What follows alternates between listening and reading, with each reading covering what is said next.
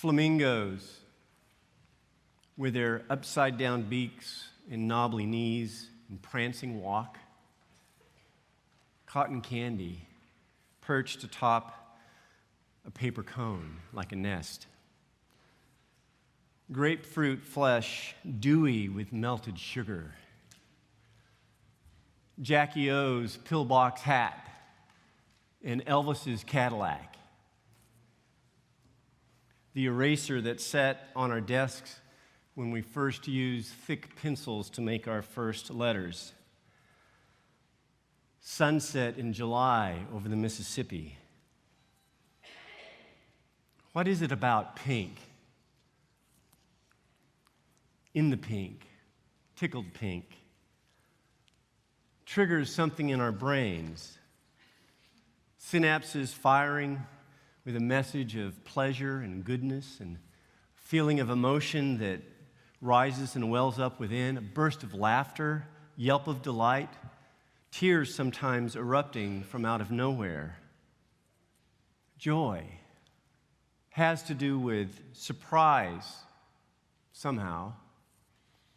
Something unplanned before, unwanted perhaps, or at least not wanted because it would have been impossible to imagine something so delightful and so good, something that moves us to a new place, a new awareness, a new understanding of relationship, or a recognition of deep thankfulness, gratitude, an upwelling of gladness for what we have been given, of being seen, of being loved, and being thanked, just as we are, loved that we didn't know we need until it was given to us in just the right way.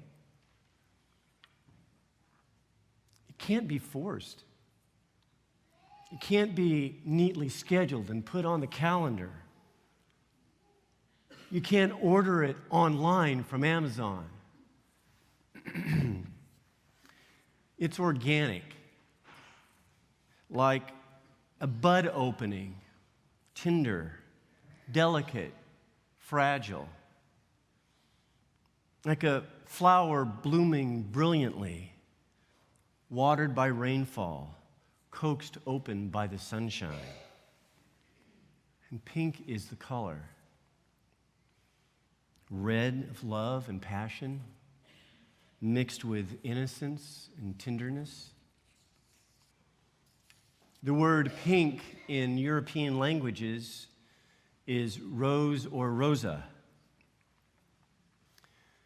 We light a pink candle to celebrate the Magnificat, to remind ourselves about spiritual openness, love mixed with tenderness, the delightful surprise of something good and new, the gladness of welcoming life-changing, world-altering, cosmically significant events.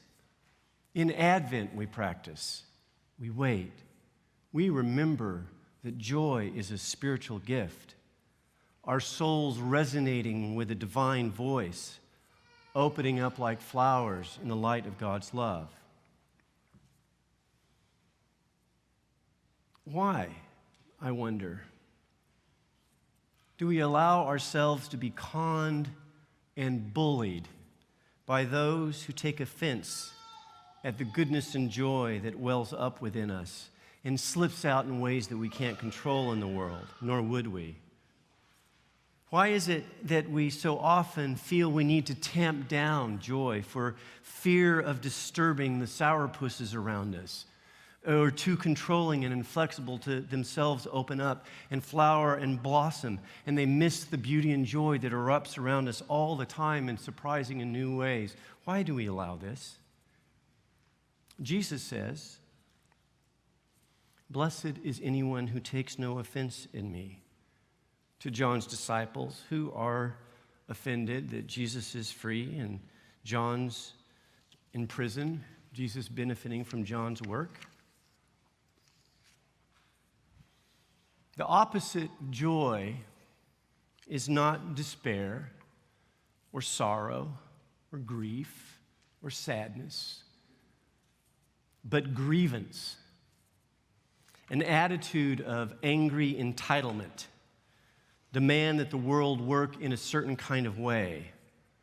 It's a species of cruelty that sees goodness as offensive and seeks to control and thus to snuff out joy that otherwise bursts and erupts and escapes and exposes grievances as small and petty and unimportant. Elizabeth, who struggled all of her adult life to become pregnant and carry a child, is at last pregnant.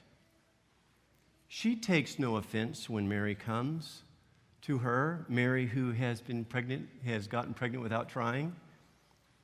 But she greets her with such a warm welcome that Mary's heart opens up, and she sings the beautiful song that has inspired us generation upon generation. Magnificat anima mea Dominum. My soul magnifies the Lord. This is the first movement, the bud's first opening to light. This awareness of the soul. In the Old Testament, ruah, the breath of God with us. In the New Testament, nous, consciousness, inner being, the core of mind that animates us together, the life within us, the spark and joy of God within us. This is the first movement. This spark of life within. Mary is called Theotokos, God-bearer. Yes, of course, because she carries the Christ child within her, but also because she helps us to see and to open ourselves and to believe that we too are Theotokos. We are God-bearers. The light of Christ is in us. The ruah, the breath of God, is in our inner being. The consciousness and spark of light that animates us, that gives us life, is within us, is given to us by God. And our souls magnify the Lord. Each human soul carries the eternal love and goodness of God. In those moments when we become aware and the truth rises to our consciousness, are moments of joy, of love and tenderness. Fear and hard feelings fall away. Planning for the future or resentments over the past fall away. It's all dissolved, and we are lifted and renewed and become aware that we will be okay, that the future will be okay. Things will work out somehow. Whatever got us here, whatever brought us here, wherever we go in the future, we will glorify God. And something happens within us, something new that we haven't called for and couldn't imagine, nor could we have prayed for. We are Theotokos. We are God carriers. The light of God is within you.